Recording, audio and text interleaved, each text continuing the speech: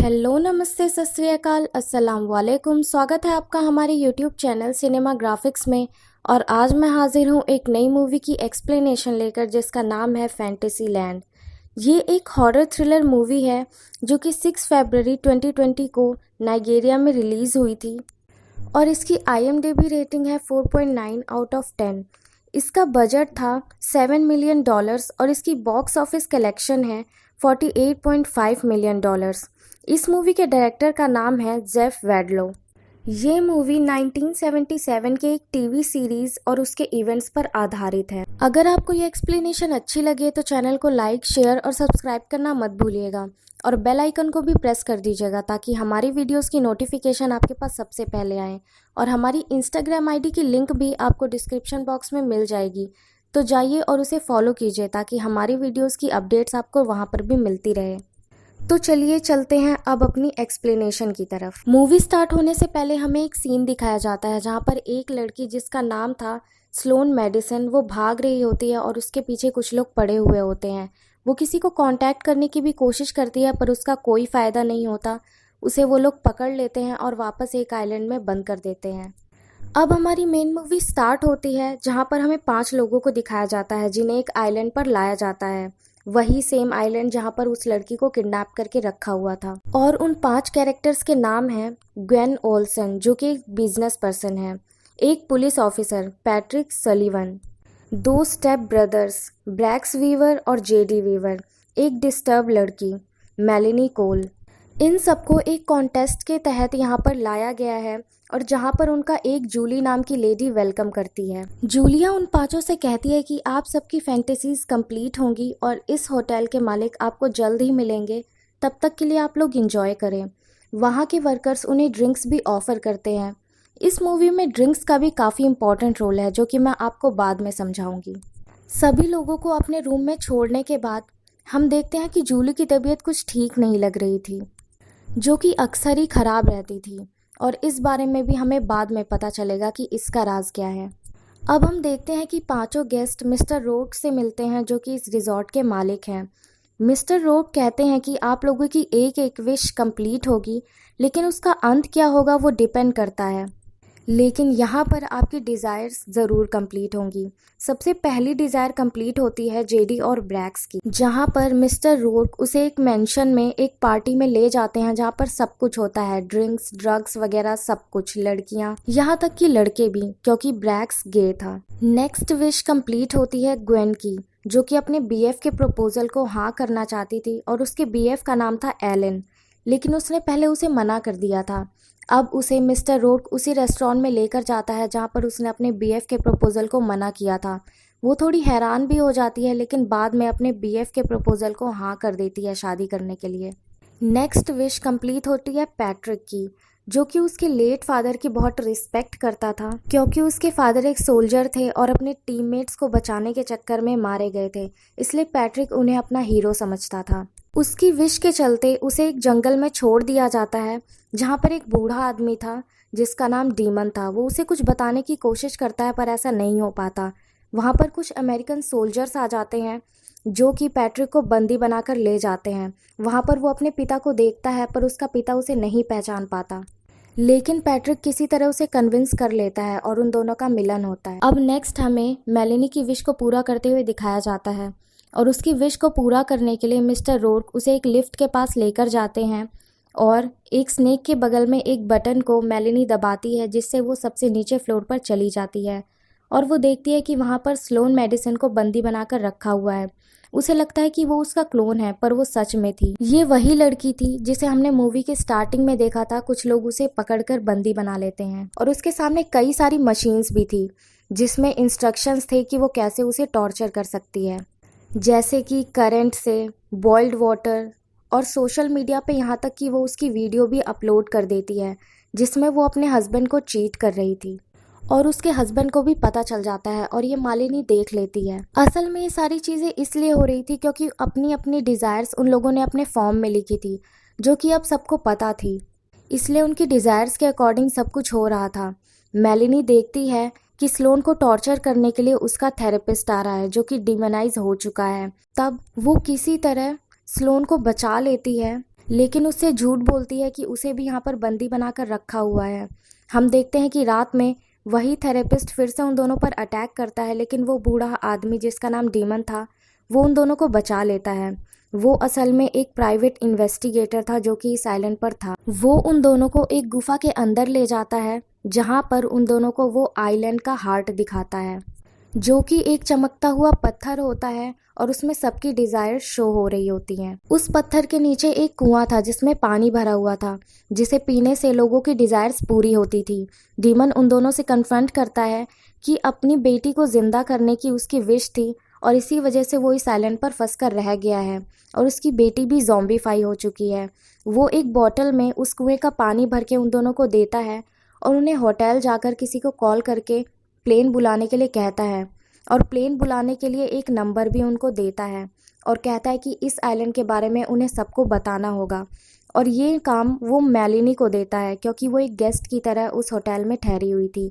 जब स्लोन को पता चलता है कि मेलिनी ने उससे झूठ बोला है तो दोनों के बीच में लड़ाई भी होती है।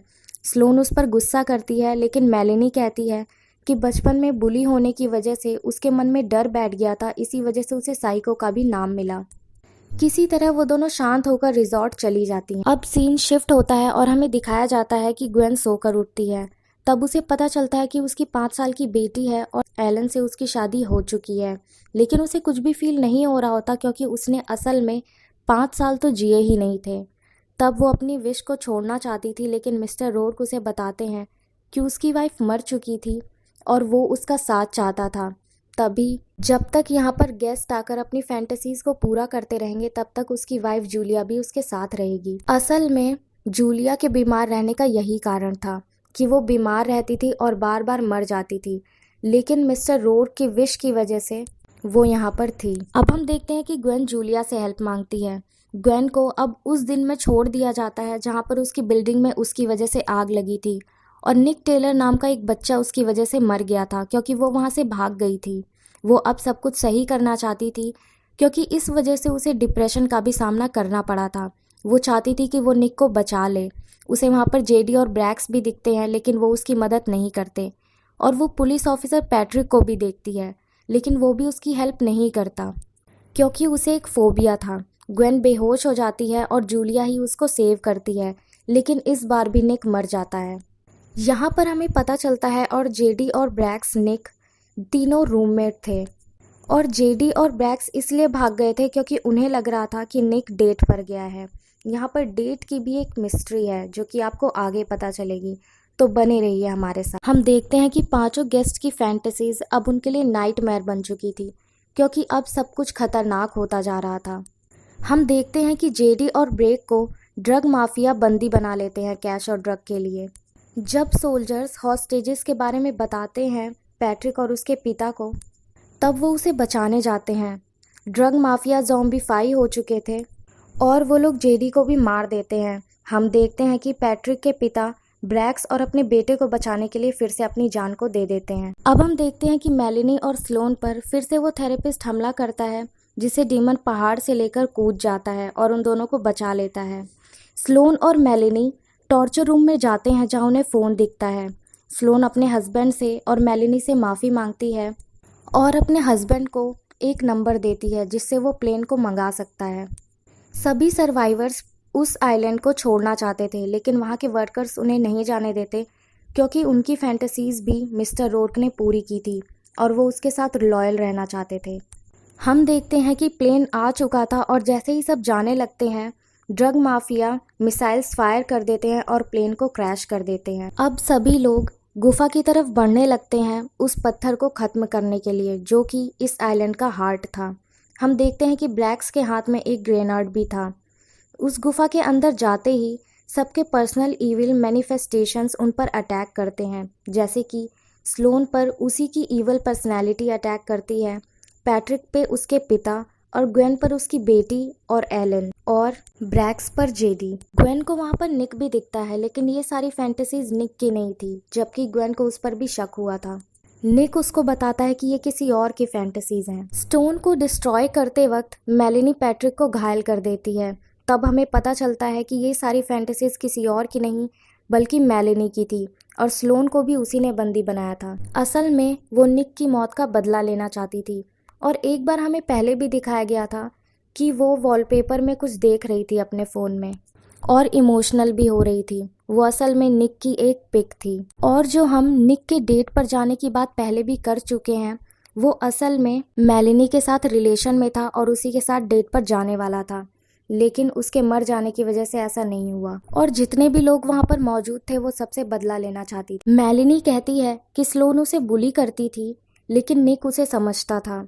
ग्वेन के हाथ में ग्रेनेड भी होता है और मिस्टर रोर्क मेलिनी को अपनी विश कंटिन्यू करने के लिए कहता है, लेकिन जूलिया उससे कहती है कि सबको जाने दो, ये फैंटेसीज जीना सही नहीं है। और क्योंकि मिस्टर रोर्क जूलिया से बहुत प्यार करता था, वो उसकी बात मान जाता है और सभी सर्वाइवर्स की हेल्प करने लगता है।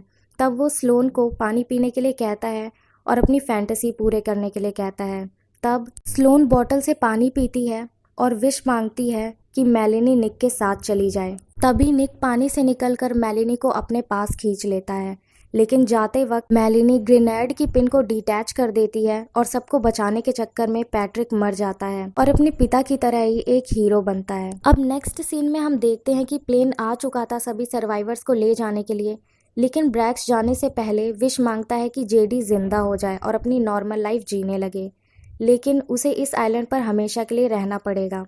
ब्रैक्स इस आइलैंड पर हमेशा के लिए रहने के लिए रेडी हो जाता है। स्लोन रोर्क से कहती है कि उसे इस आइलैंड के बारे में सबको बताना होगा। तब रोर्क कहता है कि किसी को भी कुछ याद नहीं रहेगा और सपने जैसा लगेगा, सब कुछ नॉर्मल होगा। हम देखते हैं कि ग्वेन, स्लोन और जेडी प्लेन में बैठ जाते हैं और क्योंकि ब्रैक्स को अब हमेशा के लिए यहाँ रहना होगा तो वो रोर्क का पर्सनल असिस्टेंट बन जाता है। तब रोर्क कहता है कि उसे कोई निकनेम तो देना पड़ेगा। तब जेडी का दिया हुआ निकनेम टैटू, उस नाम से वो यहाँ पर रहने लगता है। और अब अगर इस आइलैंड पर कोई भी गेस्ट आएगा तो उसे वेलकम करेगा टैटू, यानी कि जेडी। और मूवी यहीं पर एंड हो जाती है। तो कैसी लगी आपको ये मूवी, मुझे कमेंट बॉक्स में कमेंट करके ज़रूर बताइएगा। अगर आप मुझसे जानना चाहें तो मुझे इस मूवी का सस्पेंस पार्ट सबसे ज़्यादा अच्छा लगा, क्योंकि इस मूवी में एंड तक नहीं पता चलता कि सच्चाई क्या है, और यही बात हमें इस मूवी से जोड़ कर रखती है। और मुझे तो इस मूवी को बीच में छोड़कर जाने का बिल्कुल मन नहीं किया, क्योंकि बहुत सारी ऐसी चीज़ें थी जो कि जानना एंड तक बाकी थी। तो फ्रेंड्स, अगर आपको ये मूवी एक्सप्लेनेशन अच्छी लगी हो तो चैनल को लाइक, शेयर और सब्सक्राइब ज़रूर कर लीजिएगा और बेल आइकन को भी प्रेस कीजिएगा ताकि हमारी वीडियोस की नोटिफिकेशन आपके पास सबसे पहले आए। और हमारी इंस्टाग्राम आईडी की लिंक भी आपको डिस्क्रिप्शन बॉक्स में मिल जाएगी, तो जाइए और उसे फॉलो कीजिए ताकि हमारी वीडियोस की अपडेट्स आपको वहाँ पर भी मिलती रहे। Thank you.